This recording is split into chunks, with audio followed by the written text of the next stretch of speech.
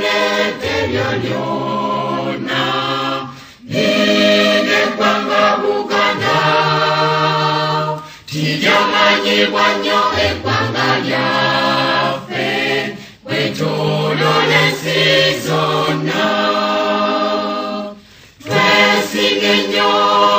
twesinge nnyo olwa Buganda yaffe ekitiibwa kya Buganda kyavadda naffe tukikuumenga abazira ennyo abatusooka balwana nnyo mu ntalo ne balyagala nnyo eggwanga lyaffe naffe tulyagalenga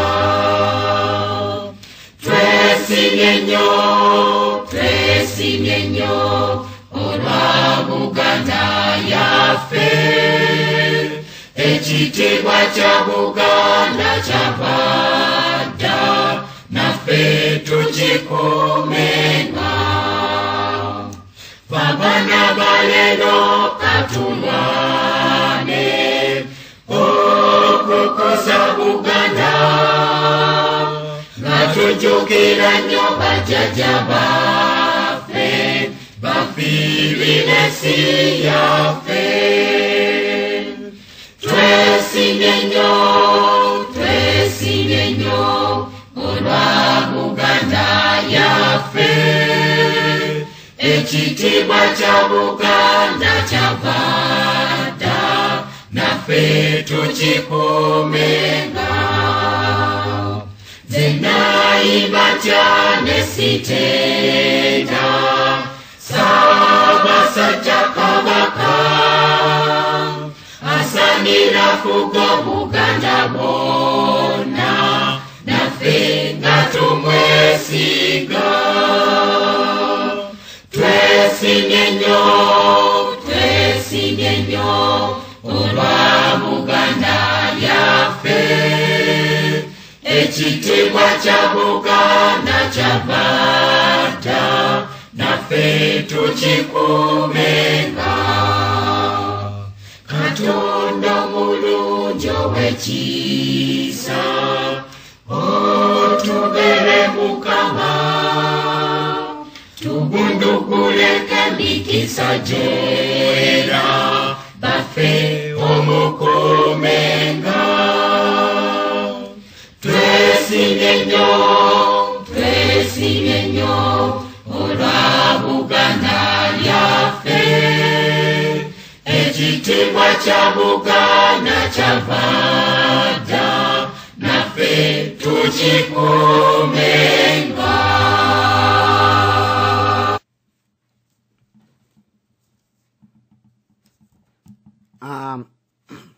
balamusizza nnyo abooluganda mwenna abako n'ab'emikwano ababuuzaako nze Haruna Mutabaazi abampuliriza mwenna olwaleero ennaku z'omwezi 18 omwezi ogw'e12 omwaka 2011 nga tusemberera ennaku enkulu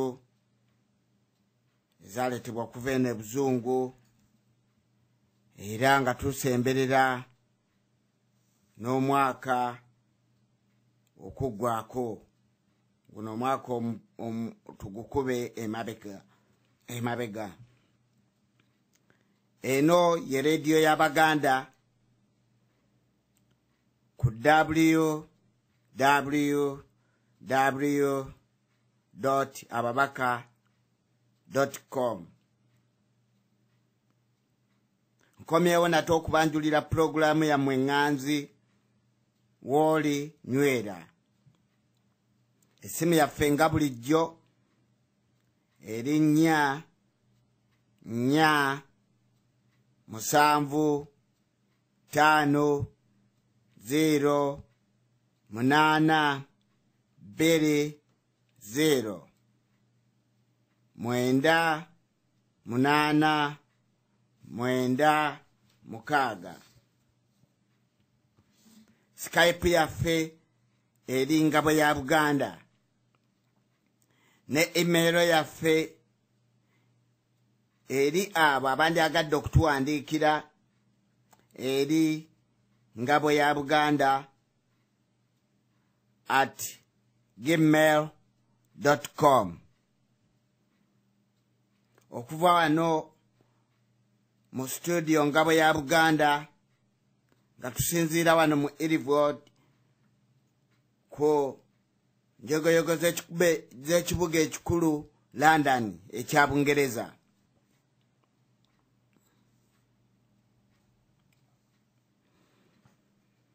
Nga bulijjo tusooka n'okwegayirira Mukama Katonda waffe nga tumusaba atuyambe okuwangula kaweefube ono gwe tulimu. Katonda waffe ow'ekisa n'amazima, Katonda awuliriza abalaajana, nga tumusaba atujje mu kulaajana kwe tulimu okw'ensi yaffe Buganda. Katonda w'abajjajjaffe, Katonda w'ensi yonna, era Katonda w'ensi yaffe Buganda. Tukusaba otuwa amagezi, otuwe okumanya, otuwe obuwangaazi, otuwe amaanyi n'obuvumu mu kwerwanako kuno okununula ensi yaffe Buganda, okugijja mu buwambe.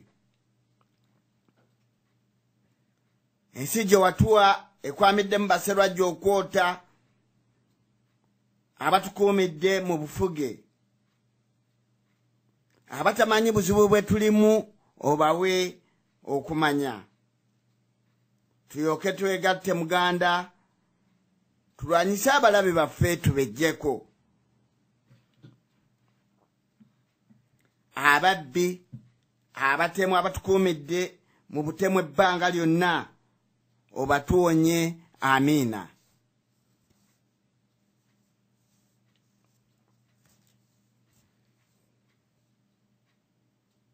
Omutwe gwaffe gugamba gwo twagufuula enkola yaffe oba omutwe gwaffe, naye nga nkola tugitambulirako okuba nti etuwa ekitangaala mu bye tuba tugenda okukola oba bye tugenda okwogera oba bye tugenda okuteesa, nga tumanyi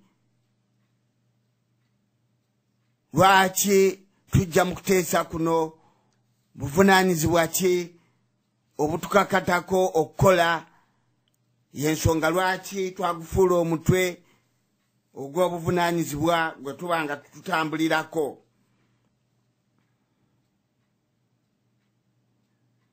Omutwe gwaffe ne gugamba nti amazima, Abaganda, amazima galituwa eddembe. Kiki ekikyalemesezza Buganda okwejja mu nnyanga mu buwambe bwe tulimu, mu bufuge ne tuba nga tetulina bwetwaze bwaffe, ne tuba nga tetulina ddembe lyaffe, ne tuba nga tetusobola kwefuga mu nsi yaffe. Ebyo byonna ebintu bitukakatako okubeera nti tubyogera, kubanga bye bimu bye tulaajana okusaba Mukama Katonda abituwe, atuwe eddembe lyaffe, atuwe obwetwaze bwaffe, atuwe tubeere nga twefuga mu nsi yaffe ey'obwannannyini.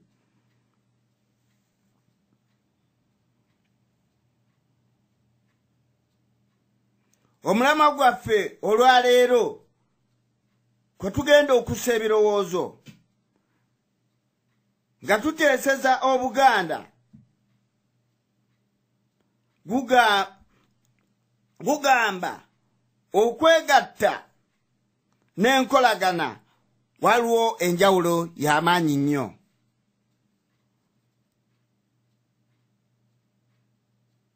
Omulamwa gwaffe gugamba okwegatta n'enkolagana waliwo enjawulo y'amaanyi nnyo.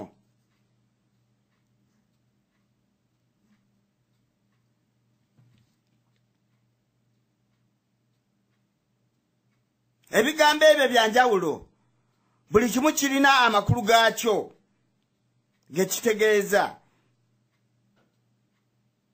Naye tujja kusaba buli omu